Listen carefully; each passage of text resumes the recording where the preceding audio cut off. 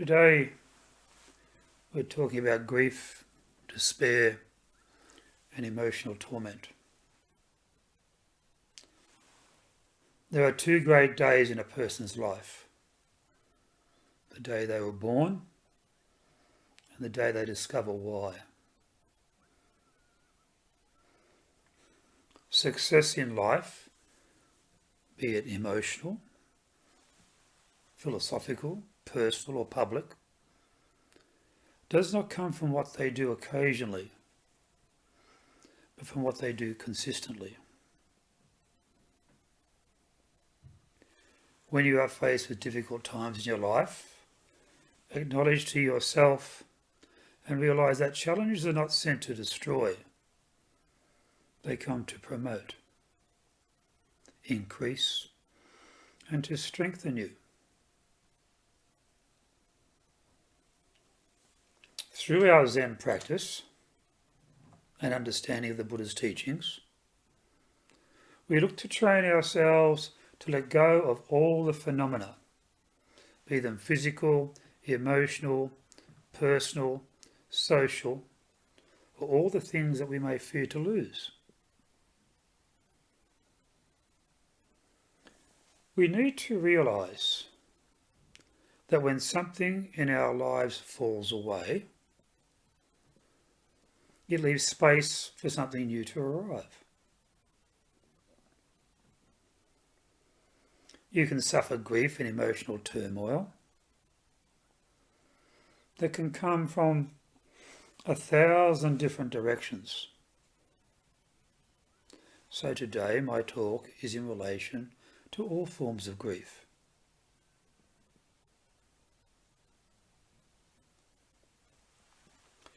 Interactional grief usually arises through unpleasant occurrences or unpleasant interactions in relation to others, and usually the closer you are emotionally to that other person, the deeper the grief that can occur.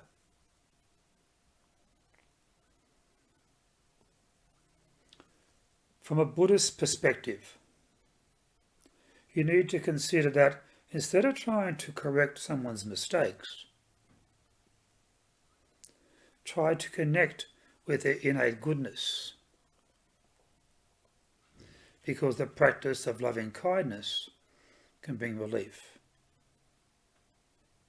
not only to the situation, but more personally important, relief to your own mind.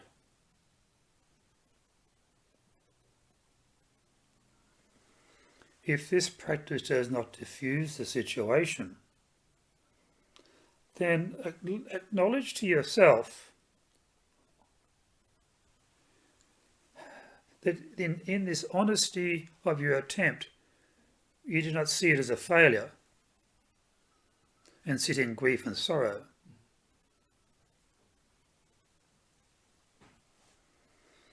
Grief is a burden.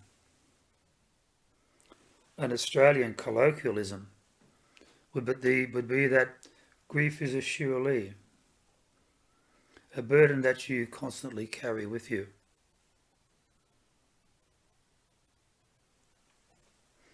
Burdens can be set down, maybe not forgotten or discarded, but set down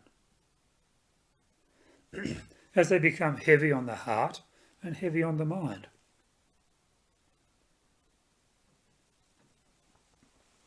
In all reality, life is really simple, but we insist on making it complicated.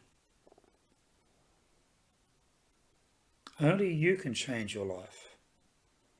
No one can do that for you. We say, yes, yes, yes, I know. We say, we know this. And then, out of care and concern, we go off and try and change someone. Change someone else's life.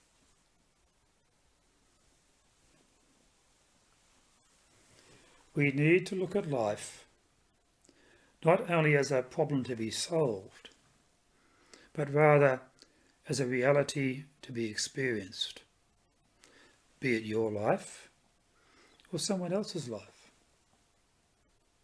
And realise that your reality is your reality, and their reality is their reality, and that they are all individual experiences and realities.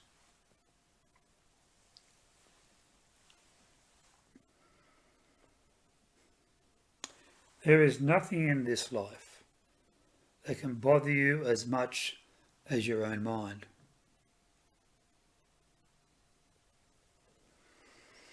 Grief is an emotion, or at least it is the result of emotions.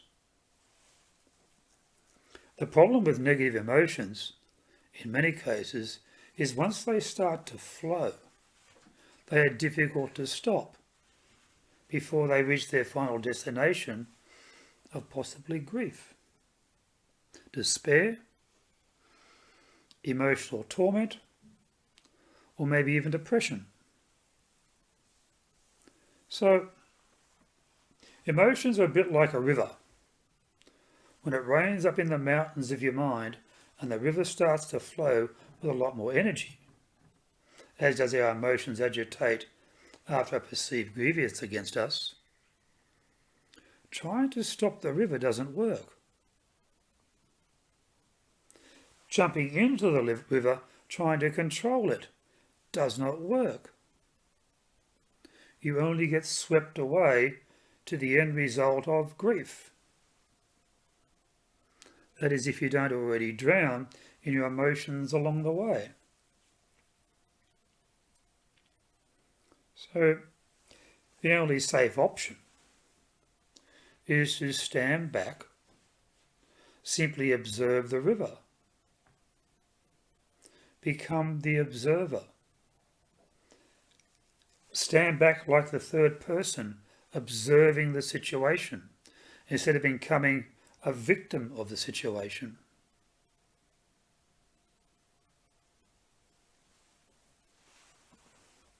When you are an uninvolved observer, it's much easier to have awareness of what is occurring. This is called conscious awareness.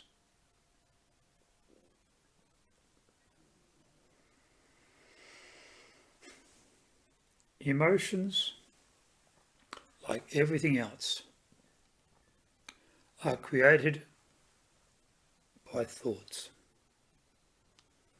Awareness is the background of thought. Awareness is the fundamental quality of your mind.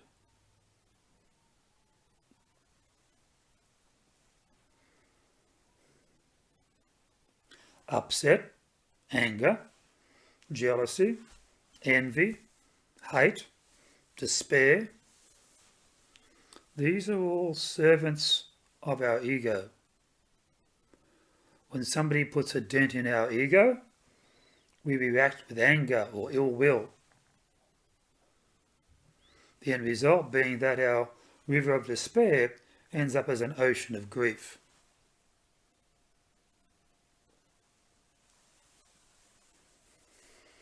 You know, it's interesting that almost everything comes back to one or more of the Buddha's teachings. Suffering, despair, grief, anxiety, depression, etc. all fall into the first noble truth, the truth of suffering. And their causes always fall into the second noble truth, the truth of causation, that of wanting, lusting, craving, and attachments.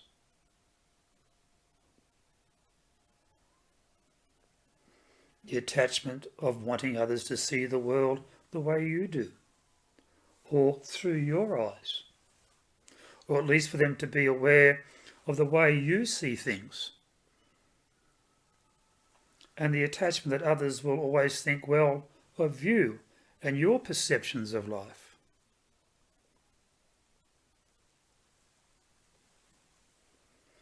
The attachment to outcomes, that things will be the way you want them to be, and the desire that others will come to understand and fulfill your attachments. And then, of course, there's the big one. Your attachments to your attachments.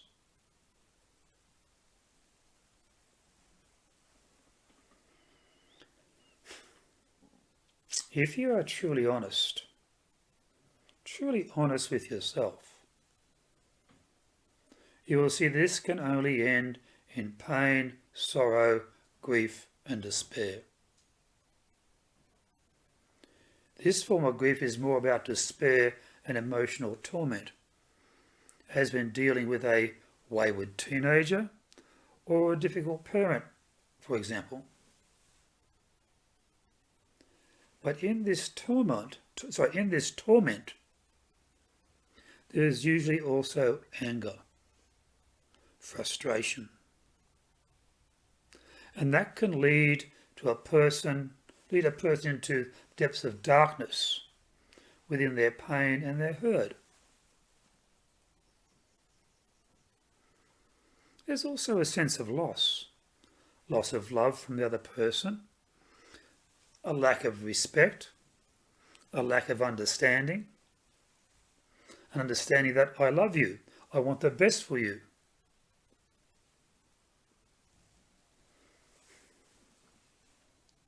There can also be not only frustration, but also a sense of failure. Failure as a parent, or failure as a son or a daughter, failure as a friend or a colleague. Any of these. The number of emotions that can be caught up in this form of grief are almost countless.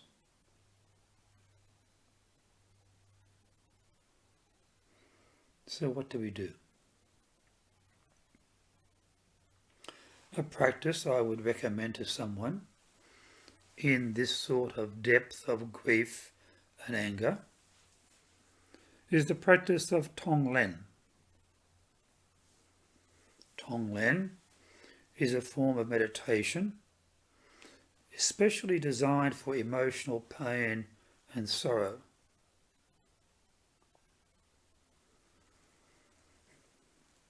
In many cases, a person can feel like they're in a pressure cooker of grief and need to reclaim emotional balance in their lives. They need to attain a release from the ego fixation of grief.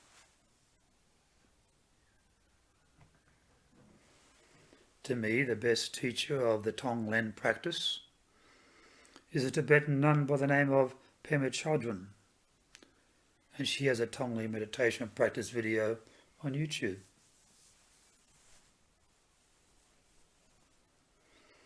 The practice begins with deep focus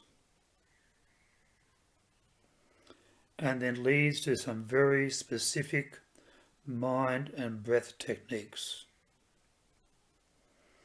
And isn't it interesting that Master Thich Nhat Hanh always talked about the breath being the way to happiness in life?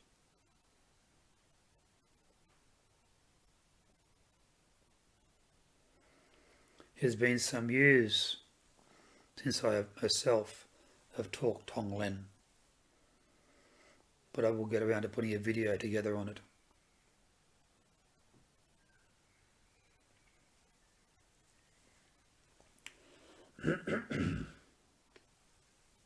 When we start to talk more specifically about the grief attached to the loss of a loved one, this is a different type of grief. Some people may experience some initial anger at being left alone to cope with an uncertain future, or feel a sense of abandonment, or even the fear of loneliness. But this form of grief is based in the enormous and crippling sense of loss.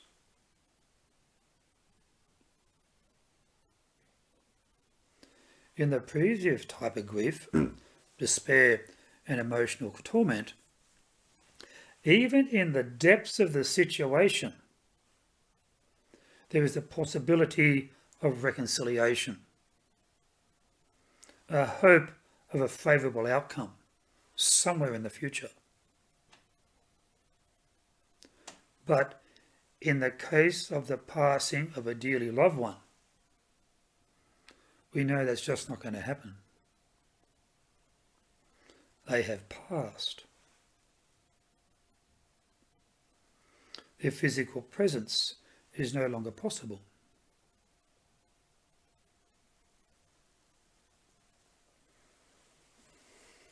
There's a very old Zen saying,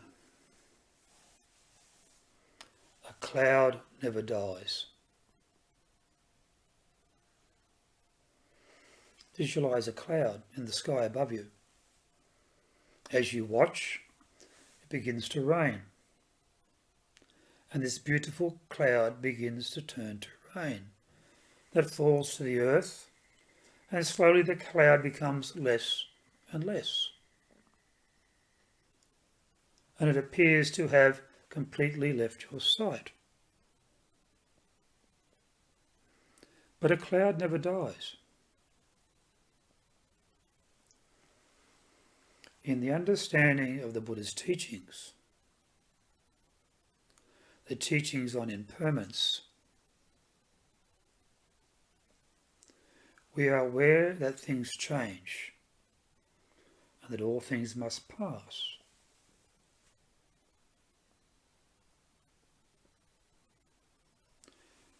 The cloud changed from vapour to precipitation, and now it has become moisture in the earth,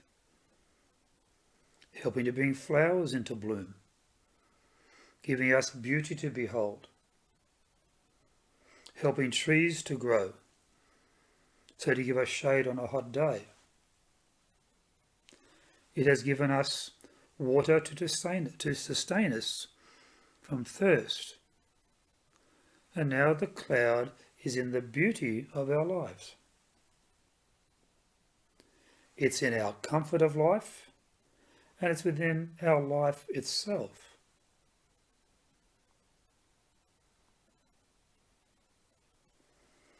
So the cloud has simply taken another form. And you cannot say that the rain is not as beautiful as the cloud, or the cloud is less beautiful as the rain, or the outcome of what the precipitation has produced is less beautiful.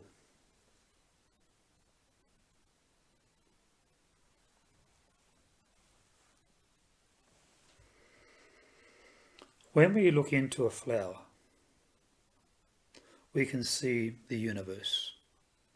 We can see the cloud. We can see the rain. We can see the nutrients in the earth. We can see the sunshine. We can see the bee pollinating the flower. This is based on the Buddha's teachings on emptiness.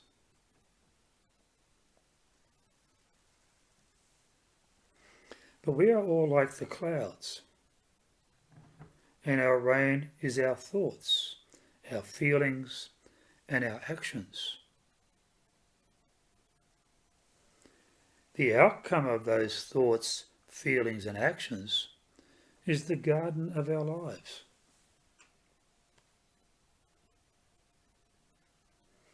So the cloud is in a state of continuation,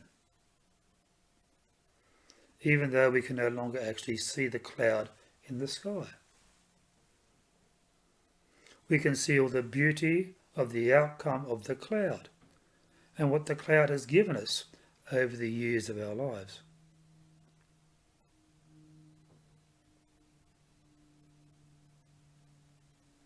In the passing of a loved one, even though we can no longer see them standing beside us, we can experience their presence in the beauty of what they brought into our lives. We can see them in the faces of their children and realise that the actual physicality of a person is really only a small part of their true being.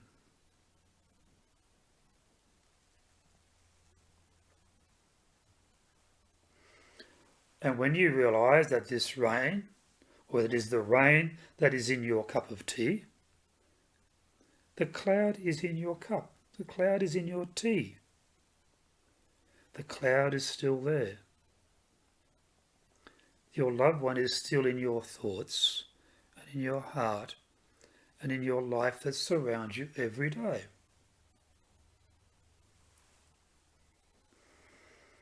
And when you have a cup of tea, you can be with the cloud. You can talk to the cloud and realise that there really is no life or death. There is only transformation. And you then can cherish the presence of the memory of the cloud as he or she drifted on the breeze in a sunlit sky.